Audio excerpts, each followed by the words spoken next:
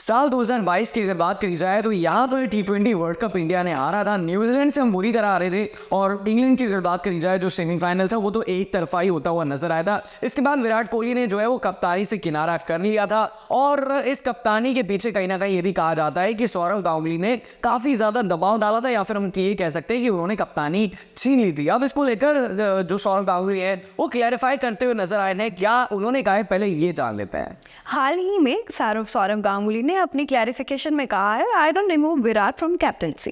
बिल्कुल, अब जो है वो थोड़ा सा पीछे चलते हैं और विराट कोहली ने जो है वो सिर्फ T20 फॉर्मेट से कप्तानी छोड़ी थी, लेकिन सौरव गांगुली का ऐसा मानना था, जो उन्होंने कहा भी है, कि वो ये चाहते थे कि अगर व्हाइट बॉल क्रिकेट की बात करी जाए तो इसमें दोनों ही फॉर्मेट में एक ही कप्तान बना रहे। तो कहीं ना कहीं उन्होंने ये भी कहा कि विराट कोहली चाहे तो जो कप्तानी है वो छोड़ सकते हैं। तो इसको लेकर जो है वो फैंस का, सोशल मीडिया का और एक बड़े तबके का ये मानना है कि कहीं ना कहीं विराट कोहली से जो कप्तानी छीनी गई थी वो गांगुली ने छीनी थी। और हालांकि इसको लेकर आज भी जो है वो क्लैरिफाई किया है सौरव गांगुली ने और कहा है कि मैंने जो है वो कप्तानी नहीं छीनी थी। अब ये देखते हैं कि जो ब्लेम गेम है ये कब तक जो है वो चलता रहेगा विराट कोहली। और अगर सौरव गांगुली की बात करी जाए तो इंडियन प्रीमियर लीग में जब भी मैच होता है दिल्ली और बैंगलोर का, तब भी ऐसे मोमेंट जो है वो हमें देखने को मिलते हैं। तो उर्विका, अगर बात करी जाए विराट कोहली की, तो उनके टेस्ट आंकड़े क्या कहते हैं, उनकी कप्तानी में क्या क्या इंडिया ने अचीवमेंट हासिल की हैं।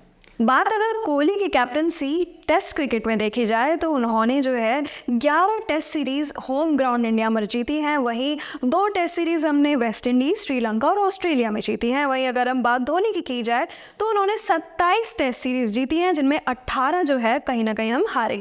बिल्कुल, विराट कोहली की अगर बात करी जाए तो उन्हें मोस्ट सक्सेसफुल टेस्ट कैप्टन इसीलिए कहा जाता है क्योंकि 36 मैच उन्होंने जीते हैं एज ए कैप्टन, 14 उन्होंने हारे हैं। अब इसके बाद अगर विराट कोहली के अचीवमेंट्स की बात की जाए तो वो आपको उर्विका बताने वाली है। विराट कोहली जो है वो फुल टाइम कैप्टन रहे हैं 4 सालों के लिए।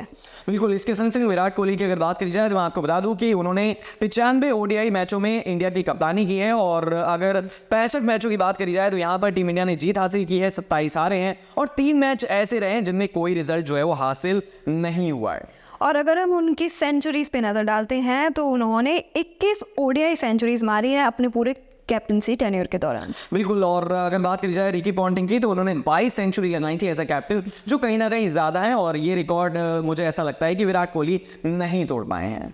बिल्कुल कपिल, और अगर अब हम बात करते हैं हार्दिक पांड्या की, जिन्होंने 55 में से सिर्फ 38 मैचेस खेले हैं, जिसमें इंडिया 2022 से जहां पर इंडिया जीती थी। बिल्कुल, अगर हार्दिक पांड्या की बात करी जाए तो लगातार इंजर्ड है। अभी कुछ साल पहले ही इंजर्ड थे, फिर टीम इंडिया में वापसी करते हैं, फिर कहीं ना कहीं इंजर्ड हो गए हैं। और इसको लेकर ये कहा जा रहा है कि BCCI की तरफ से 18 वीक का एक हाई परफॉर्मेंस प्रोग्राम जो है सिर्फ उनके लिए चलाया जा रहा है। तो सोशल मीडिया की अगर बात करी जाए तो सवाल पूछे जा रहे हैं कि आखिर इतना स्पेशल ट्रीटमेंट क्यों किया जा रहा है। तो आपको क्या लगता है उर्विका, आखिर BCCI इतना स्पेशल ट्रीटमेंट क्यों दे रहा है? मुझे तो लगता है कपिल कि हम सभी कहीं ना कहीं इस प्रिंसेस ट्रीटमेंट के पीछे जो वजह है उसको ढूंढने की कोशिश कर रहे हैं। खैर, अगर हम बात करते हैं IPL की टीम RCB यानी रॉयल चैलेंजर्स बैंगलोर की, तो उन्होंने sports franchise of the year का अवार्ड जीता है।